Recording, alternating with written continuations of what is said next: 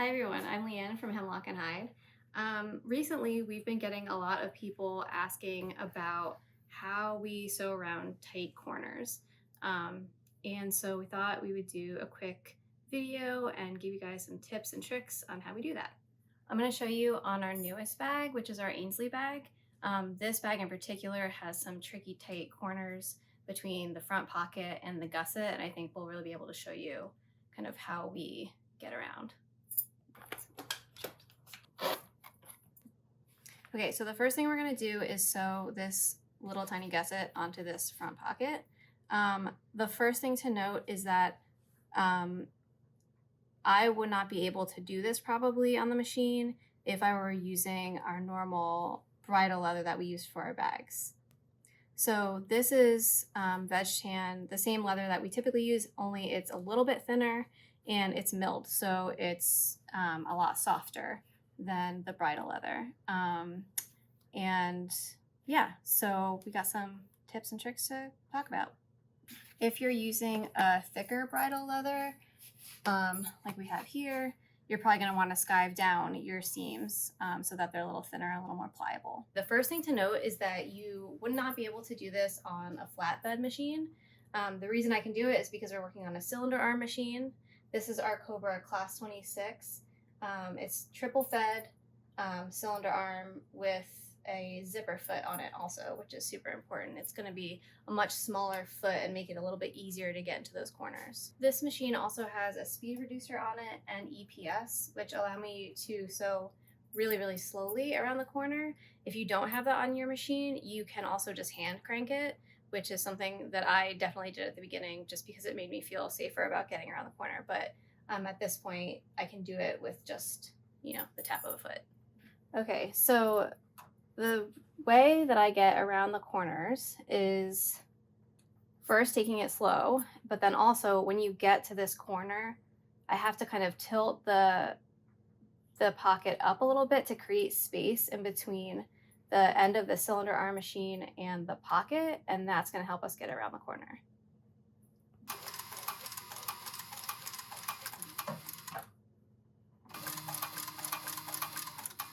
So if I were to sew it flat like this, the butt of the cylinder arm is going to push my project away and I'm going to get stitches that are too close to my edge.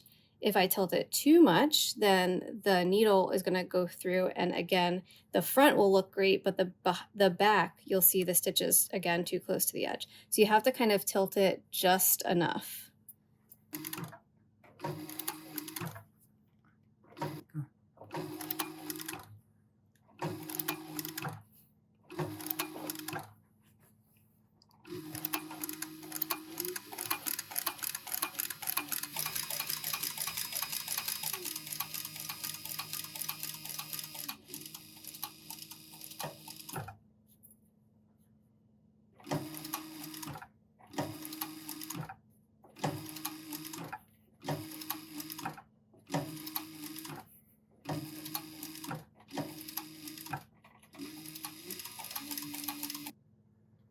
Okay, so you can see that I got around the corners just fine on the front and on the back.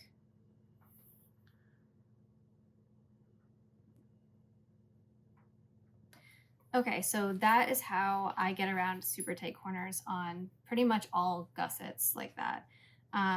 But now, because this is actually a front pocket, it's going to be sewn on to another flat piece. So rather than sewing from this side, I'm going to be sewing here, which is really, really tight.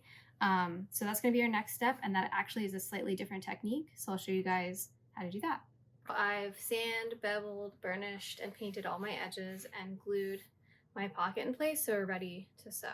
Okay, so the main difference for this, instead of folding it up this way, I'm going to be folding it down this way so that I can get in between. You can see it's creating space in between. You can see that it's creating space in between my presser foot and the actual project. Otherwise, this would be hitting in, and you're really going to need to do it when you go around this corner.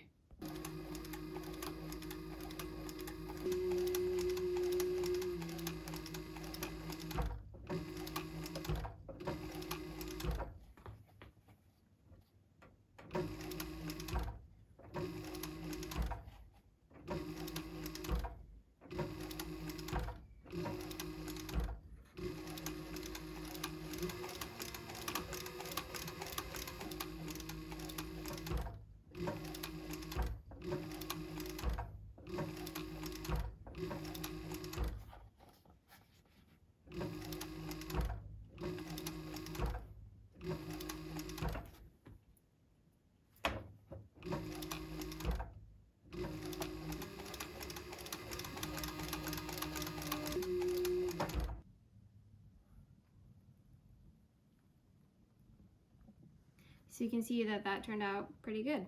But I think the number one thing is just take your time and use your edge guide as best you can. Make sure you're bending it the right way to give yourself space.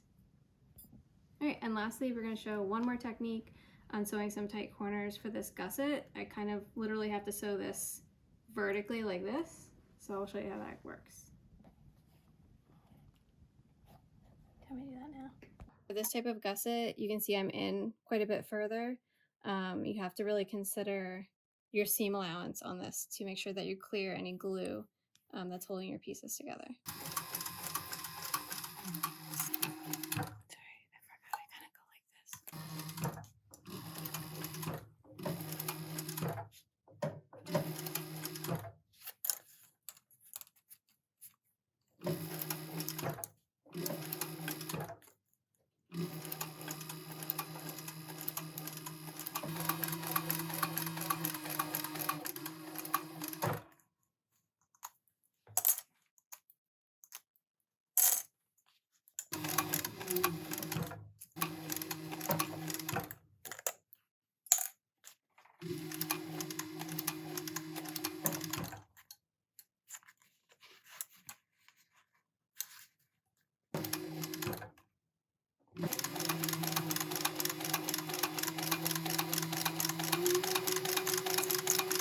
As you can see, that was a bit awkward, but you kind of just really have to take your time and maneuver the leather around your needle. But you can see it definitely worked. And it'll be like this once we all finish sewing it and bend the pieces out. I'll show you that.